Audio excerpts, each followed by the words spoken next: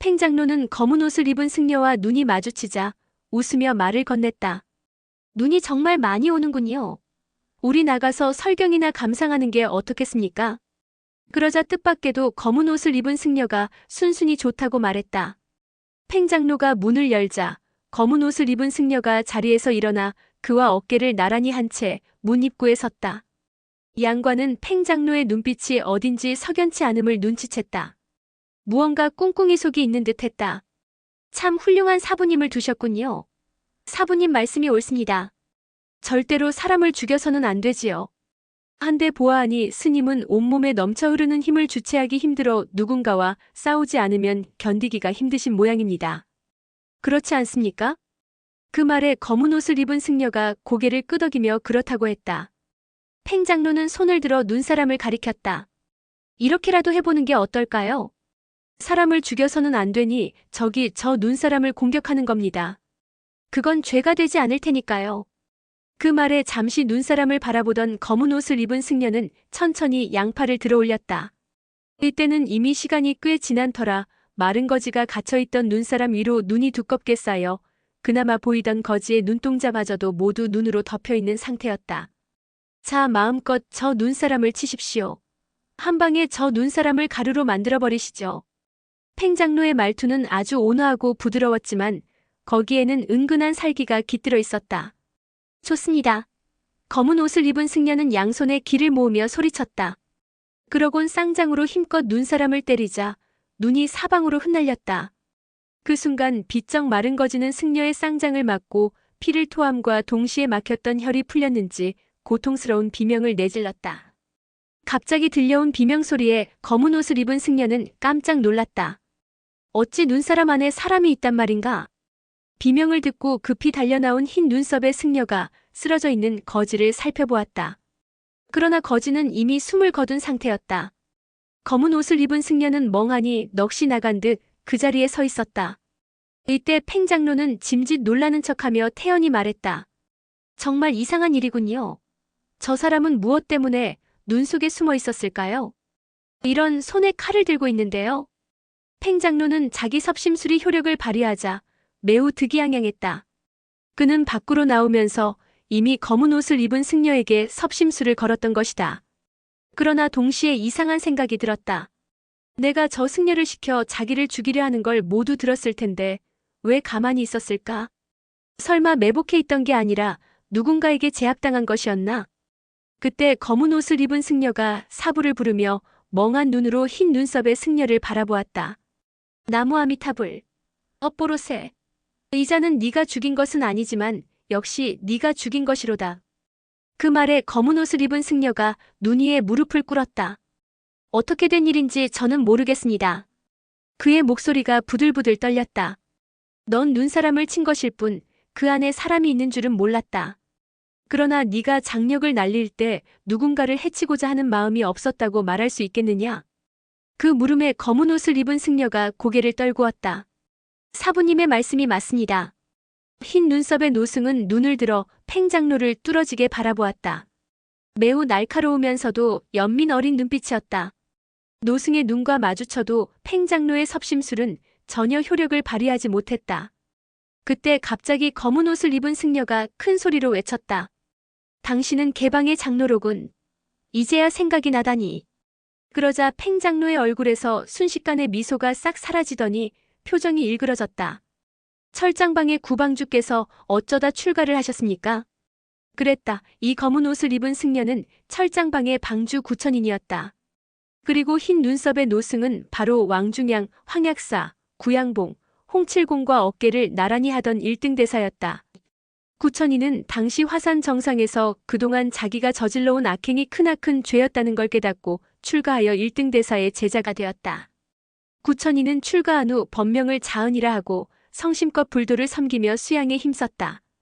그러나 지금까지 악행을 너무나 많이 저질러왔기 때문에 마음속에 자리 잡은 온갖 악한 생각을 쉽게 떨쳐버릴 수 없었다. 그리하여 다급한 상황이 되거나 외부의 자극을 받으면 악기가 솟구쳐 올라 스스로 자제하지 못하고 온몸에 경련이 일어나곤 했다. 그래서 수갑과 착고를 만들어 마음속에 악한 생각이 떠오를 때마다 스스로 손과 발을 묶어 악행을 저지르지 못하도록 만든 것이다. 이날 1등 대사는 제자 주자류가 보낸 서신을 받고 자은과 함께 절정곡을 향해 가던 중이었다. 그런데 오늘 뜻하지 않게 팽 장로를 만난 자은은 본의 아니게 사람을 죽이고 만 것이다. 자은은 출가한 후 20여 년 동안 여러 차례 계율을 어기고 다른 사람을 다치게 한 적은 있었지만 사람을 죽인 건 출가한 이래 처음이었다. 그는 뜻밖의 상황에 당황한 나머지 어찌해야 할 바를 몰랐다. 20여 년 동안 쌓아온 수양이 순식간에 물거품이 되어버린 것 같았다. 그는 팽 장로를 매섭게 쏘아보았는데 마치 눈에서 불이 뿜어져 나오는 것처럼 보였다. 1등 대사는 상황이 매우 혼란스러워졌다는 걸 알았다. 만약 무공으로 자은을 저지하면 그의 마음속 악한 생각이 도리어 강해져서 결국 터질 테고 그렇게 되면 돌이킬 수 없는 상황이 벌어질지도 몰랐다. 1등 대사는 그저 자은이 스스로 악한 생각을 물리치고 진정되기만을 바랄 뿐이었다. 1등 대사는 자은 곁에서 작은 목소리로 경을 읊었다. 나무 아미타불 관세음보살. 팽 장로는 9천인의 무공이 고강하다는 사실은 알고 있었지만 1등 대사가 누군지는 알아보지 못했다. 그저 눈썹과 머리가 하얀 것이 매우 노쇠해 보여 그다지 마음에 두지 않았다. 그 때문에 원래는 섭심술로 9천인만 제압하면 되겠다고 생각했다. 그런데 뜻밖에도 자신을 바라보는 1등 대사의 눈길을 보자 도리어 마음이 짓눌리면서 섭심술을 쓸 수가 없었다. 팽 장로는 은근히 겁이 났다. 지금 도망을 가자니 철장 수상표라는 별명이 붙을 정도로 경공술이 뛰어난 9천인에게 잡힐 게 뻔했다. 게다가 온 천지가 눈으로 덮여 있었기에 발자국이 선명하게 남을 것이니 도망간다는 건 불가능했다. 팽 장로는 9천인이 노승이 권하는 대로 악한 마음을 눌러 자신을 해치려는 마음을 버리기만을 간절히 바랐다. 그는 불안한 표정으로 방 모서리에 가만히 서 있었다. 9천인의 숨소리가 점차 거칠어지고 심장 박동도 빨라지고 있었다. 잠시 후 숨을 거칠게 몰아쉬던 9천인이 1등 대사를 향해 소리쳤다. 사부님, 저는 태어날 때부터 악한 사람이었습니다. 하늘은 제가 죄를 뉘우치는 걸 허락하지 않는 듯합니다. 저는 오늘 비록 의도하지는 않았으나 결국 사람을 죽이고 말았습니다. 이런 제가 어찌 부처님을 섬길 수 있겠습니까? 그러자 1등 대사가 안타까운 듯 자은을 타일렀다. 나무 아미타불 관세음보살.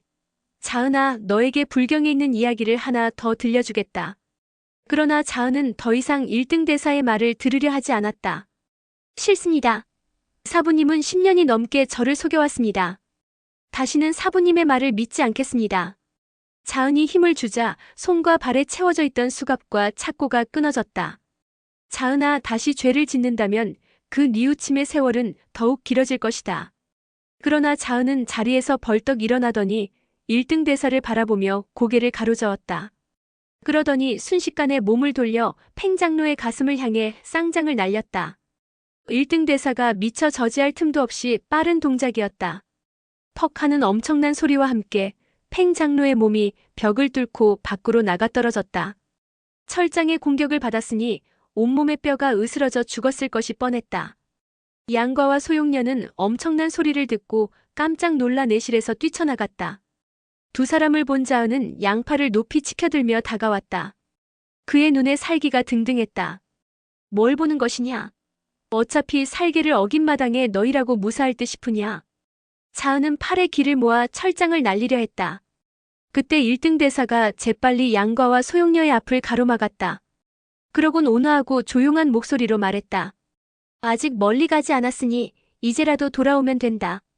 자은아, 자은아. 정말 돌이킬 수 없는 나락으로 뛰어들 생각이냐? 그 말에 자은의 얼굴이 불그락푸르락해졌다. 생각이 복잡한 모양이었다. 자은은 지금까지 살심을 잘 억눌렀으나 팽 장로의 섭심술에 넘어가 연달아 두 사람을 죽이는 바람에 더 이상 살심을 자제할 수가 없었다. 그랬기에 어느 순간부터 1등 대사가 자기를 구해준 스승이 아니라 철천지원수로 보이기 시작했다. 자은은 갑자기 큰 괴성을 지르더니 1등 대사를 향해 철장을 내뻗었다. 1등 대사가 손을 들어 막았으나 그 충격이 어찌나 큰지 몸이 약간 흔들렸다. 자은이 녹이 충천한 목소리로 고함쳤다. 비키시오. 나를 말리지 말란 말이오. 자은이 연거푸 철장을 날리는데도 1등 대사는 그저 손을 뻗어맞기만 할 뿐 반격하지 않았다. 자은의 철장공과 1등 대사의 일양지는 당대 무림에서 어깨를 나란히 하는 명성 높은 무공이었다. 불가의 법도를 깨우치고 돌을 닦는 것에는 1등 대사가 자은의 사부가 될 만했다. 그러나 무공만을 따지자면 두 사람의 실력은 백중세였다. 그러니 이런 식으로 공격은 하지 않고 방어만 하면 오래지 않아 목숨을 잃거나 아니면 큰 부상을 입게 될 것이었다. 그러나 1등 대사는 여전히 방어만 할 뿐 자은을 공격하려 들지 않았다. 그러는 사이 자은의 공격이 14번이 넘어갈 때 마침내 1등 대사가 짧은 비명소리를 내지르며 왈칵 피를 토했다. 1등 대사의 흰 수염과 승복이 온통 붉게 물들었다. 양관은 1등 대사가 자은의 공격을 받아내는 걸 보고 그의 무공이 결코 자은보다 모자라지 않다는 걸 알 수 있었다. 그러나 1등 대사는 자기 자신을 희생해서라도 자은을 깨우치고 싶어 했다. 그런 1등 대사를 보며 양관은 탐복을 금치 못했다. 양관은 그런 1등 대사가 자은의 손에 죽는 걸 그대로 보고만 있을 수는 없었다. 그는 얼른 중검을 손에 들고 1등 대사의 곁으로 다가가 자은이 철장을 휘두르는 틈을 타서 자은을 향해 검을 찔렀다. 중검은 강한 바람을 일으키며 자은의 철장과 부딪혔다. 그 충격으로 두 사람 모두 약간 비틀거렸다. 자은은 이런 황량한 산중에 사는 젊은 사냥꾼이 뜻밖의 고강한 무공을 지니고 있다는 사실에 깜짝 놀랐다. 1등 대사 역시 놀란 눈으로 양과를 바라보았다. 넌 누구냐? 너도 개박놈이냐? 저 음침한 장로와 한패였더냐? 그 말에 양과가 고개를 내저었다. 저 두 사람은 개방의 배신자들로 온갖 나쁜 짓을 서슴지 않았던 자들입니다. 대사께서는 결국 두 화근을 없앤 셈이니 어찌 보면 선을 행하신 것인데 뭘 그리 번뇌하십니까? 뭐라? 화근을 없앴으니 선을 행한 것이다. 자은은 양과의 말을 되뇌어 보았다. 과연 일리가 있는 말이었다. 저 두 사람은 개방의 배신자들입니다. 게다가 나라를 이민족에게 팔아먹은 나쁜 놈들이에요. 대사께서 두 사람을 죽였으니 정말 큰 공을 세우신 겁니다. 만약 저 둘이 죽지 않았다면 앞으로 얼마나 많은 무고한 사람들이 저 두 놈 때문에 고통을 당했겠습니까? 부처님께서는 비록 자비를 가르치시지만 사악한 죄를 대할 때는 단호하게 죄를 멸하지 않았습니까? 사실 양과는 불가의 도에 대해 아는 바가 없었지만 자은의 심리 상태는 알 것 같았다. 자은은 자기가 저지른 잘못을 뼈저리게 후회하다 보니 그런 잘못을 저지른 자신에 대한 증오가 생겼고 그 때문에 자포자기하는 심정이 되어 악한 생각이 더욱 강해졌다고 판단했다. 그래서 자은의 죄책감을 덜어줄 만한 말을 되는 대로 짓거린 것이다. 양과의 말은 자은의 마음에 딱 들어맞았다. 자은은 번쩍 치켜들었던 손을 천천히 내렸다. 그런데 문득 생각해보니 자기 자신도 한때 금국이 송나라를 침략하는 걸 도왔던 적이 있었다. 그러고 보니 양과의 말은 결국 자기를 비난한 것과 같았다. 생각이 이에 미치자 자은의 눈에서 다시 살기가 피어올랐다. 살기 어린 눈빛으로 양과를 쏘아보던 자은이 다짜고짜 장풍을 날렸다. 쥐새끼 같은 놈. 네 놈이 뭘 안다고 함부로 짓거리는 것이냐?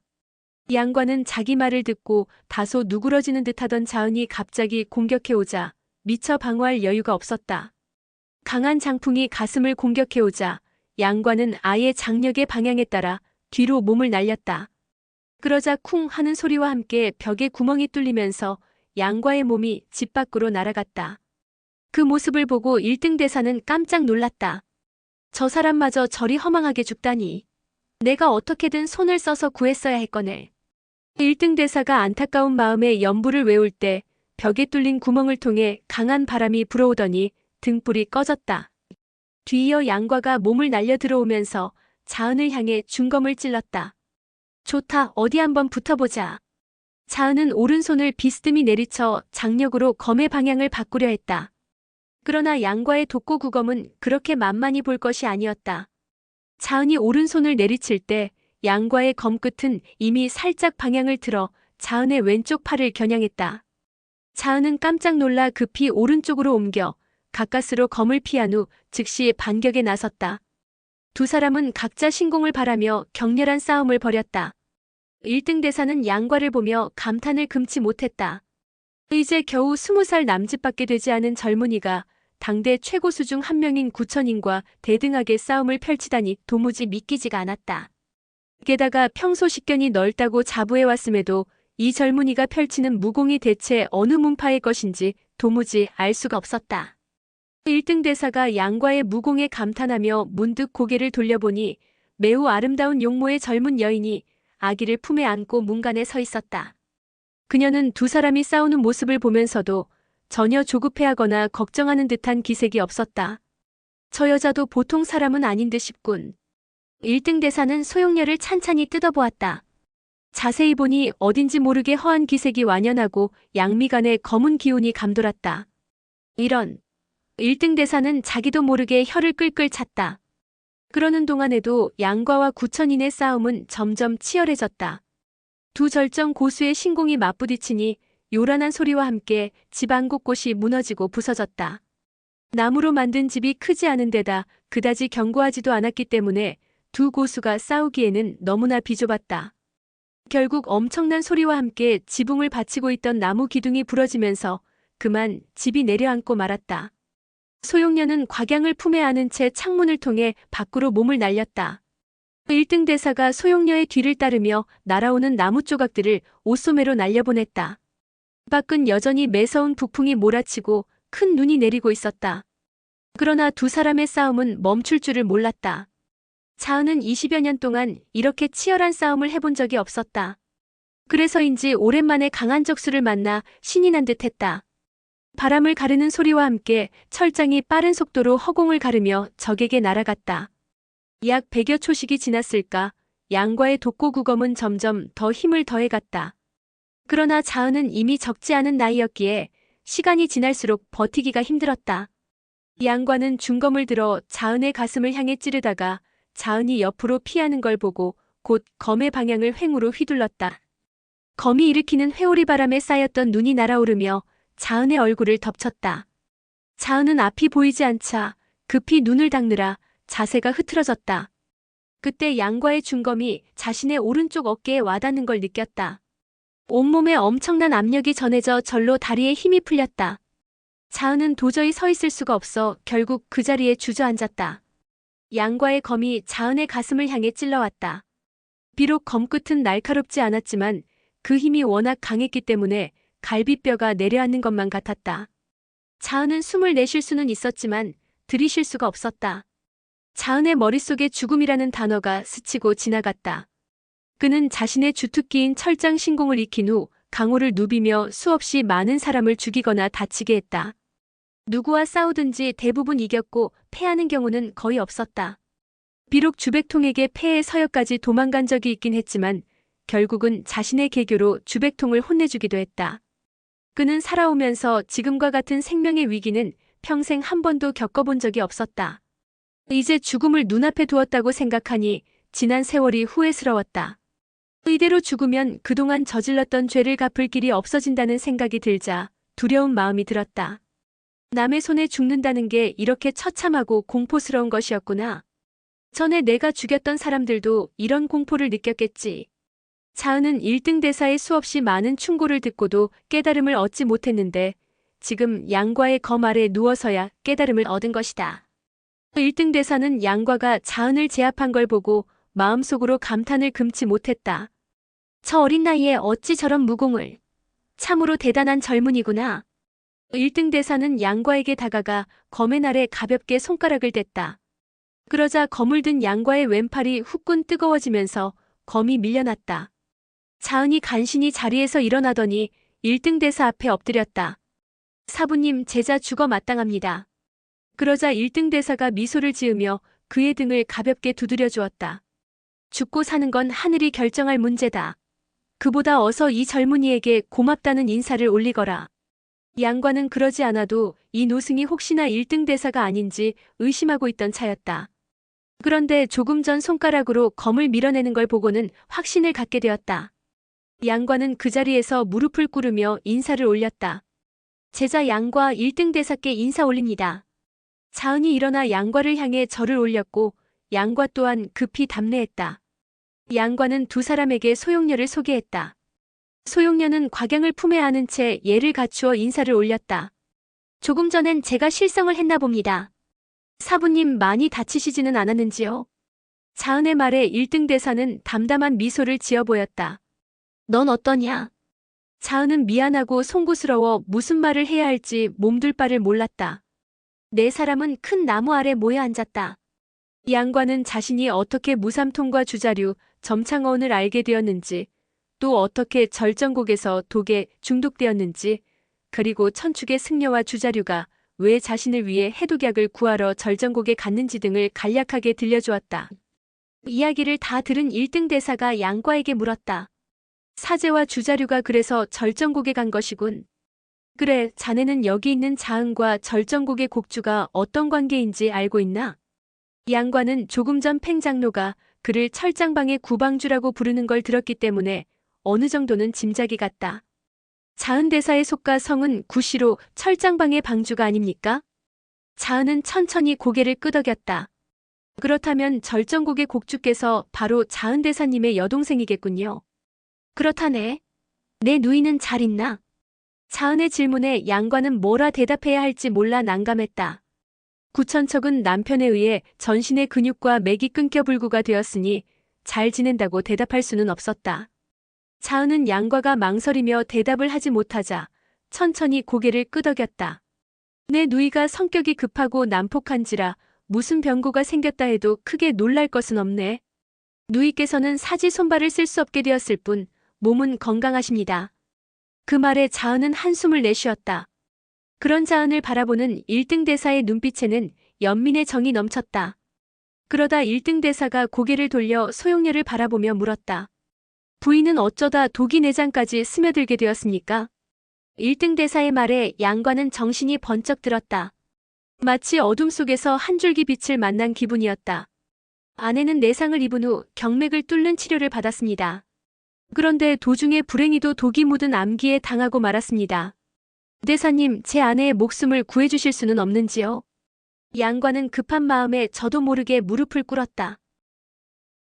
오늘의 영상은 여기까지입니다. 영상이 도움이 되셨다면 구독과 좋아요, 알람 설정 부탁드립니다. 시청해주셔서 감사합니다.